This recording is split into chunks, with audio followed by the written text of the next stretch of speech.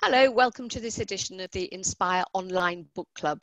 I'm joined today by Michelle, Claire, Anne and Fiona. Welcome everybody. Hello. And the book we've been reading is The Unexpected Return of Josephine Fox by Claire Gradidge. This book was the winner of the Richard and Judy Search for a Bestseller. So it had a great expectation set upon it, which seemed to be coming to fruition because it's actually been borrowed a great deal by people borrowing from Inspire, and the sales are also very healthy for the book. So it's been a success in that respect. And so today we'll talk about whether or not we think it's been a success in other respects as well. The basic premise is that Josephine Fox returns to her hometown of Romsey, searching for the answer to a family secret. I'm not going to give you any more spoilers than that. But just as she arrives, it coincides with the bombing of a pub in which 8 bodies are discovered in the rubble, one of which is unidentified. So there are 2 twin engines of discovery happening at the same time, where Josephine is trying to find out the truth about her family, and she's also working with an old friend to find out the identity of the missing body. So it's set up as a sort of murder mystery suspense crime book, as we might expect from a very popular and commercial genre. But I wanted to start talking today about the cover of the book, because we're not supposed to judge a book by its cover, but we often do. And I'm not sure that the book matches the cover precisely. And I'd be interested to hear what other people think. So I think Michelle is going to share a picture of the front cover of the audiobook I think we've got this time. There we go. Can we see that? Mm-hmm. Yes, we can see it there. And so it's got a bombed out pub, it's got some bombers above it, it's got a 1940s ambulance and a lady with her back to us in 1940s costume, and lots of gold writing and swirls. So to me that looks like quite a sort of cosy crime historical drama, and I'm not sure that's exactly what the book is. So if we can just come out of that screen please, Michelle. I wonder if anybody else wants to talk about what they think the match or mismatch is. Claire, are you putting your hand up?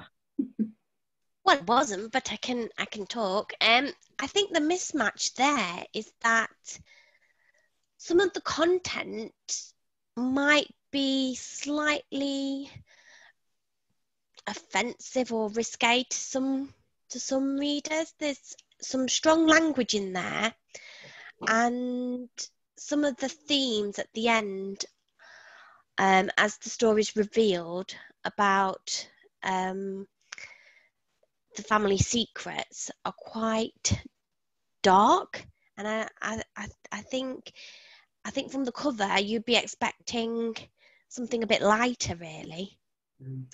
I would have to say I agree with that. When I started reading it, it felt quite like an Agatha Christie, but as time moved on, there was a bit of strong language and quite dark theme, really, and it just kind of went a bit further than I would have expected Agatha to go. And I quite agree with Claire. The cover suggests something a bit lighter, more of a cosy crime, when actually it's quite a grim story, really. Yes. I wonder if some of that comes about because of the character of the heroine herself, who seems quite contemporary in some ways. Michelle, you were talking to me about this earlier. What do you think about the character of Josephine Fox? Yeah, she was quite surprising, because I'm agreeing with what everybody else is saying, that, you know, it seems to be pitched as the cosy crime, which isn't really my cup of tea. I know it's hugely popular, but when you start reading it, it is a lot edgier. And that character, Josie Fox, she is a lot edgier than you would expect from this genre, and very quite, like you say, like a modern protagonist in there. She is feisty. She doesn't play by the rules, and I do actually think what it made me think of is she would be a great character in a TV drama. I could really see that she's very strong. And because I mean, it does say in some of the premise to the book, you know, for fans of Sunday night TV, which I can see that. I could see Josie brought to life like that.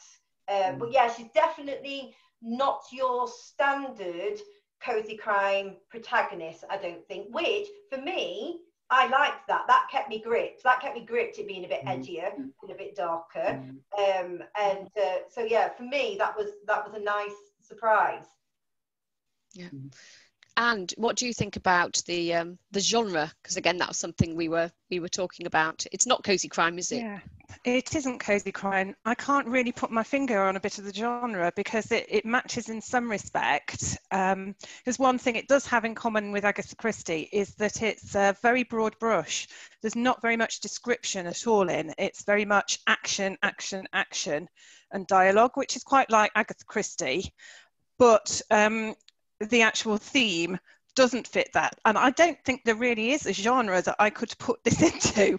So I think which could be, I think that might be quite a good idea, because sometimes it's nice to have something that doesn't fit the mold. I wonder if this is why it possibly won the Search for the Bestseller competition, because it's something just slightly a bit different. But I agree with you certainly about the book cover being a bit of a mismatch, and certainly some of the reviews that we've seen, although they're on the whole very, very positive, we're quite shocked by the swearing and the content within. So I think people just need to be aware of that. Yeah, yeah, I think it has got those more hard-hitting themes than one might expect. But within that, there are some themes we're very familiar with in this sort of book, and particularly the family. And there are various families. There's obviously Jo is searching for the truth about her family, some of whom still live where she grew up, and she doesn't particularly get on with. There are other families. There's the doctor and his sister. There are the boys that help her out, almost in a sort of Hardy Boys and Nancy Drew way. I sometimes felt with the younger boys who were helping her piece together the what has happened. But family doesn't particularly come out very well in the book, does it? It's not something it's not sentimental at all in that respect. And again, I think that's something that made it a bit more adventurous than we might think it was going to be. I think one of the things sorry, Anne. Sorry, Fiona first, yeah. I think one of the things that I liked about it was that at the beginning of the book, the community were very judgmental. This was her hometown, and you would think that she would be accepted back into it, but many people in the community were very judgmental of her. But as the story wore on, people seemed to warm to her because she was a very strong, independent woman. And by the end of the story, to some extent, I felt that she'd kind of found her place again within that community and changed some people's minds about her. Yeah, I agree. Who was going to say something else on family? Did someone else? I was going to say that I think the whole book is more or less completely about family, and the importance of the family background is so clear that you hardly hear anything. It came as quite a surprise to me to find out that she was married, because you hardly hear anything at all about her husband all the way through. He's just a couple of one-liners, and her whole character and formation seems to have been from her family background, and what has happened after really doesn't seem to have very much relevance to the story at all. Yeah, I think that's also one of the things that makes her quite unsentimental. We discover a few things about her husband, who obviously it's wartime, he's away fighting, she assumes, but it's very unsentimental. She really we don't know that she's married, and at one point she says, why is everyone trying to make me a spinster, because everyone assumes she is Miss. But she's done that to herself, hasn't she? The way she's her whole bearing, her independence, and the fact she never talks about him does make it a surprise, as you say, when we discover she's married. I'm sorry, Michelle.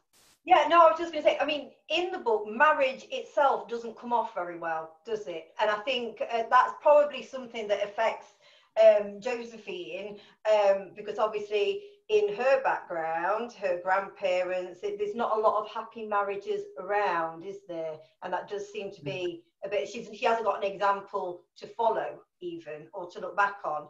And as she goes through the story, like you say, you really get that sense that she's very detached from her own marriage. Yeah, which brings us on to the central relationship in the book, which is with Abraham Nash, the solicitor and coroner, with whom she grew up and with whom she has had dealings, shall we say, before. They've got although we're not exactly sure that it's alluded to. but their relationship is quite interesting, and again, it's partly seems of its time. So she's a woman, so she has to be almost secretarial. She's not supposed to have power. She's not supposed to influence and start things. But she's a very powerful person, and she's determined to do things her own way. So the way their relationship develops is quite interesting. But there still seems to be a mystery at the heart of it. I don't know if anyone else felt that. I couldn't quite get the gauge of it. Yeah, I could imagine this book being the first one of a series. So this is brought her back to her hometown. It's introduced the character of Bran is his name. And I could see that now moving on and then becoming a kind of, I don't know, Lord Peter Wimsey and whatever the name of his sidekick was. I'm sure you'll know who I'm talking about. Harriet Vane, that's the one. Yeah, so I could see there being more about this couple, and the relationship would develop or not. We'd teeter on the edge of something to keep our interest. Will they, won't they?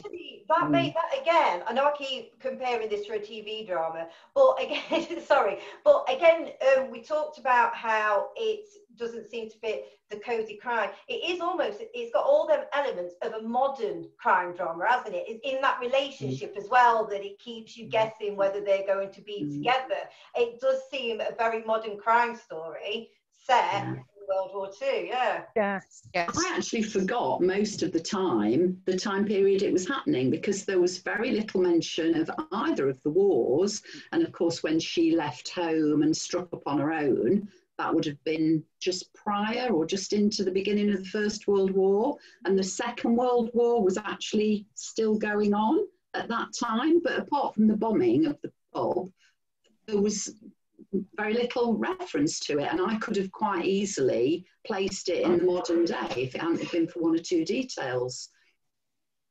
I imagine the writer would be very upset to hear that, because I think she has tried. I mean, she mentions rationing. There are so, but she doesn't dwell on it. I suppose it's such a familiar background to her. She almost feels she doesn't need to give us all those details. But it's true that is something that her character, and the fact that the central focus is upon discovering and finding out what's been going on. The background of the time is actually far less important than the actual physical background of the place. And as well as family, there's society, isn't there? It's not just her family that look down on her. I thought there was a, excuse me, in terms of small town life, it was trying to create a portrayal of that as well. Claire, did you find that?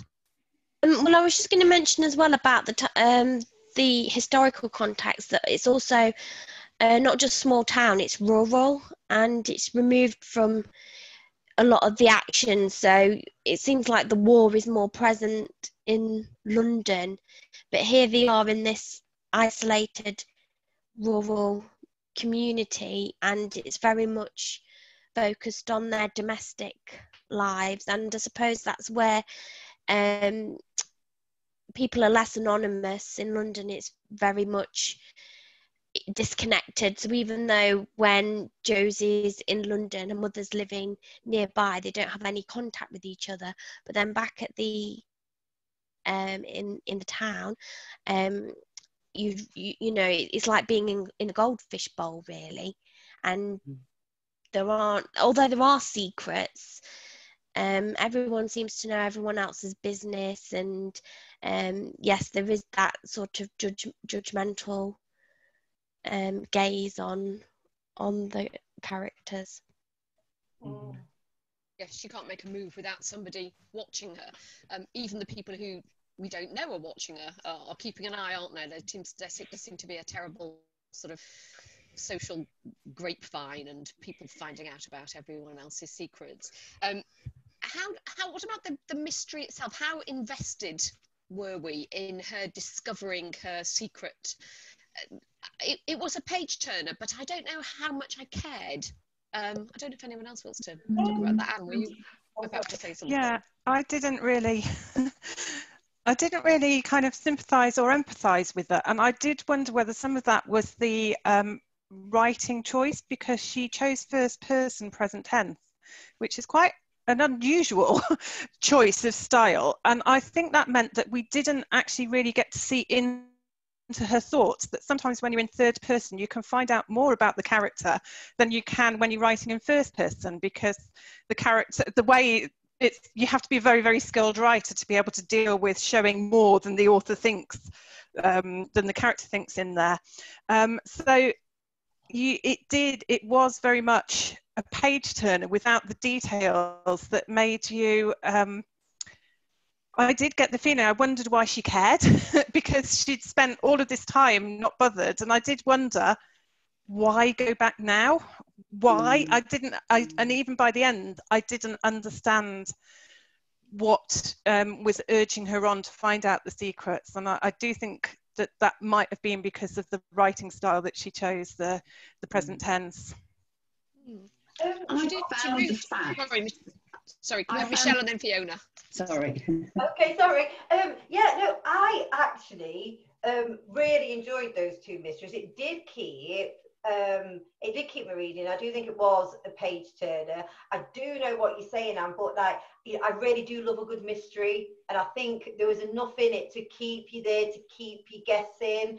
And I liked the fact that it was, it was a couple of mysteries running in parallel. And I read it quite quickly in like just a couple of sittings, and that thing that I want to carry on because I want to find out. So I did really enjoy that part of it. For me, I wanted to know the answer to the mystery, but I didn't really empathise with the character. So it was more a case of the mystery as an outside object. I didn't really care about how the mystery applied to her as such. Fiona, what do you think about that? I would agree with what both of you have just said, but I did find that even towards the end, even though you kind of expect that the baddie's going to be caught and it'll all end up okay, there were moments when I was thinking, oh no, what's going to happen now, So I think it's quite skillful to be able to create that sort of emotion in someone. But yeah, I do agree with Anna. I didn't really empathise with her that much. I didn't dislike her, but I didn't really engage with her, apart from the fact that she was a strong woman and not really of her time, I felt. Yeah. I just don't think you feel you get to know her. I think that's the thing, it's not dislike. I think the fact that you don't get to know her, and possibly that is a setup for, like you say, would make more series, so it could have been deliberate choice. That there's still, I think there's still secrets and mysteries at the end of the book. Not everything's tied up. Well, there's her husband.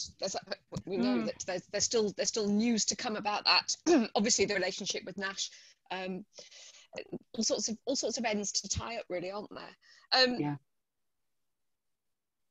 I suppose we did talk at the beginning of this. We talked about how long we'd be discussing it for, and felt that it wasn't a book that we'd be talking in great depth about. But actually, we have found all sorts of. Once you do start picking it apart, it's a book that actually, perhaps more complex than it seems at first reading.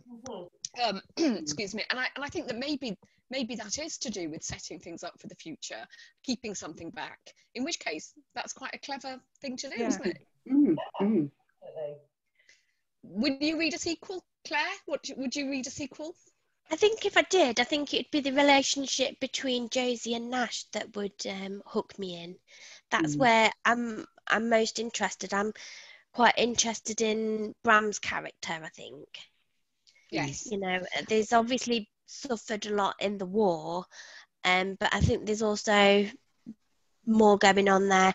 And as we were talking about families earlier, I think it's interesting that actually a lot of family groups where they're not related are stronger. So one his friends, childhood friends, has died in the war, and he's took on his wife, who was pregnant with a child, and has employed them, even though she's obviously a terrible cook, etc. And so there's sort of stronger ties and loyalties between friends than relatives, really. And I think that would be quite an interesting facet of his character to explore and learn more about. And that's quite a contemporary theme, isn't it? Family being who you choose to have around you.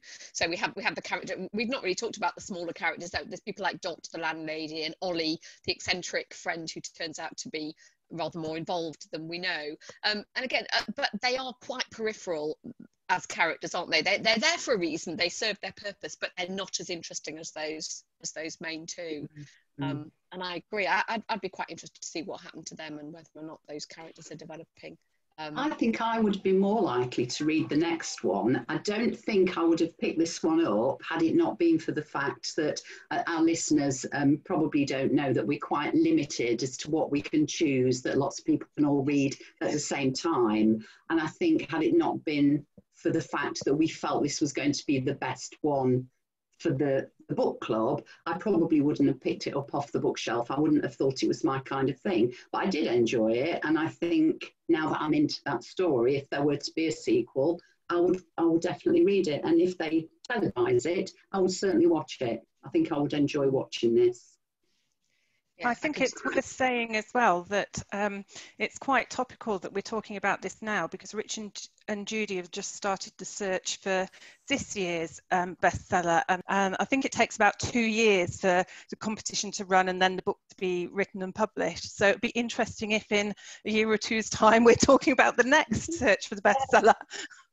Yeah, and perhaps it is interesting that they've hit upon something which isn't quite within genres, as you were saying, Anne. So, I mean, that is something that publishers always want writers to fit into the little box so that they can be packaged correctly. Writers don't want to be. And so for her, we almost also say it's a debut novel. And in the biography of Claire Gradidge, it says she's been married for 40 years. So we can assume she is not a young newbie writer. She is someone with life experience who's done other things. And so actually, perhaps this was the only way she was going to get that book published, by challenging what the notion of what someone should be writing, and Richard and Judy's panel clearly being impressed by it. So it's a great achievement for her, certainly, and we'll watch with interest. Sorry, Michelle. No, yeah, oh yeah, definitely, because that was one thing when I was reading about like her backstory, you know, that she is coming at this having the success as an older woman, and it's fantastic that she's had that opportunity, and you know that what's got out there, can only congratulate for that. Yes, and good for her for not being cozy. Yeah. Why should she be? Why should she be? Why Indeed. Great. I think we'll leave that chat there. Thank you very much, Michelle, Claire, Anne and Fiona.